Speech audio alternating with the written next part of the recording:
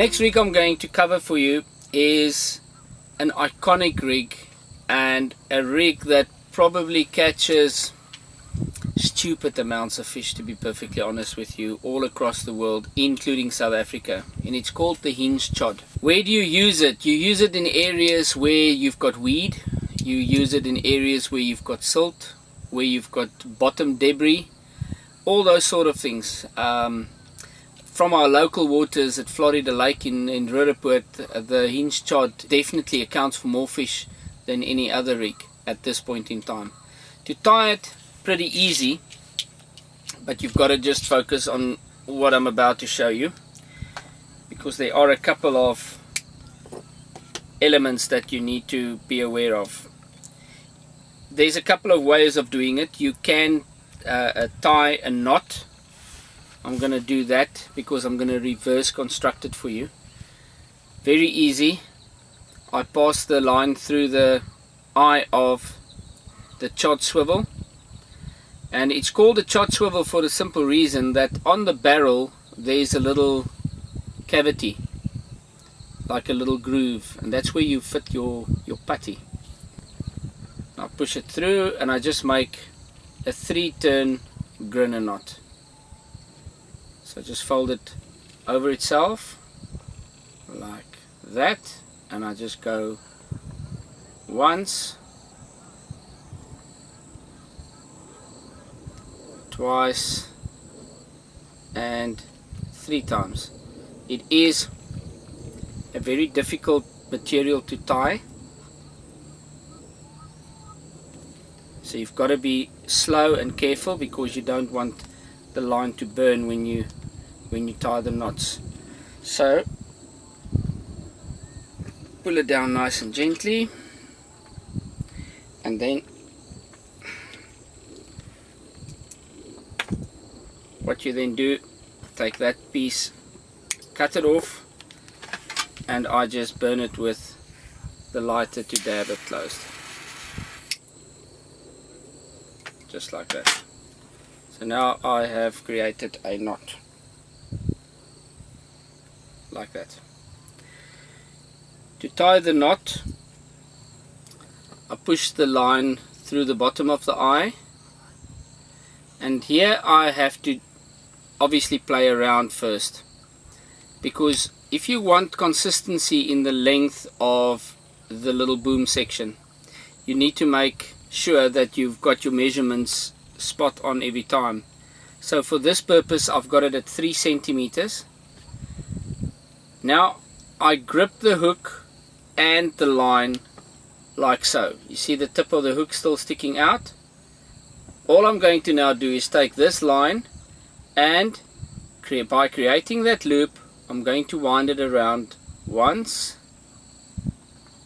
twice, 3, 4, 5, 6, 7, and 8 times. Then I'm going to take the tag end and I'm going to push it through that loop like that. Now I'm going to start pulling down. I'm just guiding it with my nail, and by using the puller tool again I'm going to just pull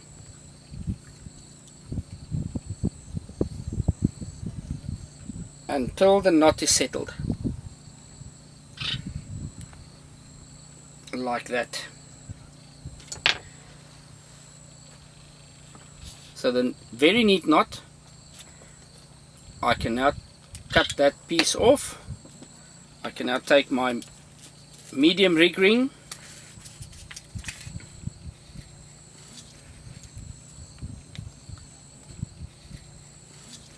slide it onto the tag end like that, and now I'm going to bend that tag end back and I'm going to pass it through the eye of the hook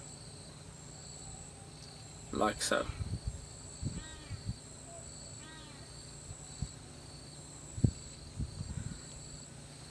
Last step,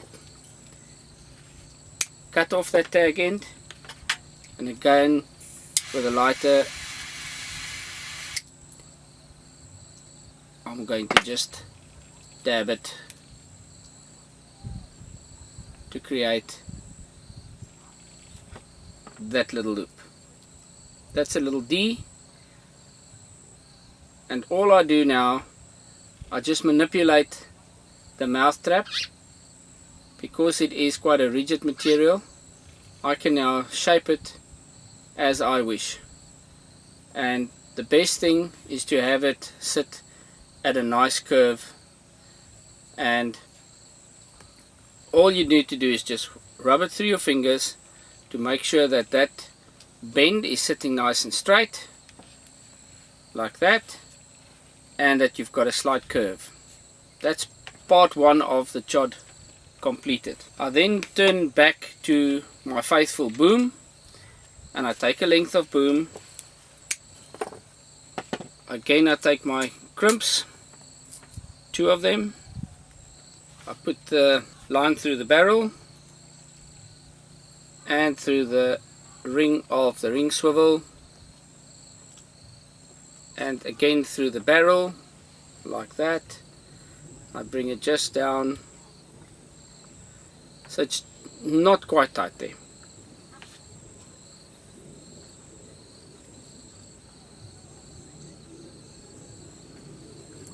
Right, and I crimp it.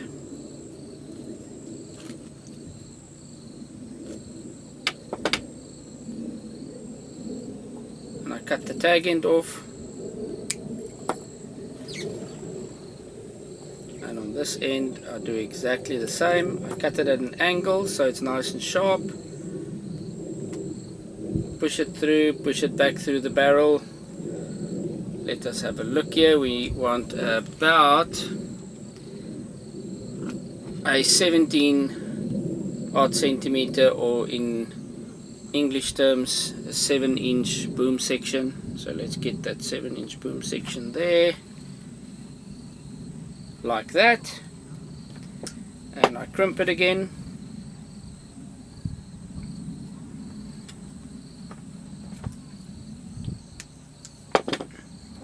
And I cut it off. Now it's just a matter of straightening the line. And you can take your choddy tool as well as the puller tool and just pull it nice and firmly. All that remains is adding the bait. So I'm going to use my floss cap again.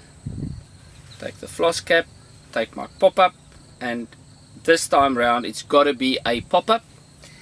It's critical to have a pop-up bait because you want this whole rig to sit off the deck. Take my floss again, cut a piece off. I put the floss through the rig ring. Take the pop-up, hook it onto the floss.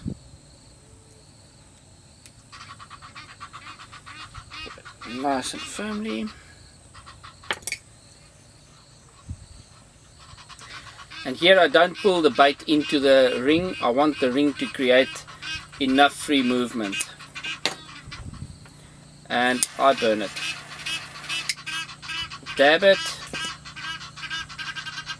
And the last part is the putty.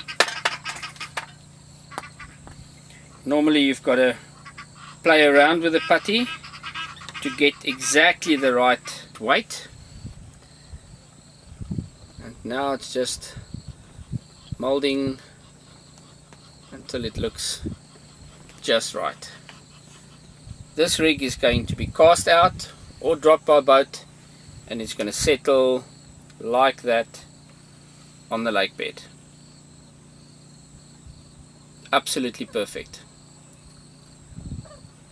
Hinge chod is one of my all-time favorites.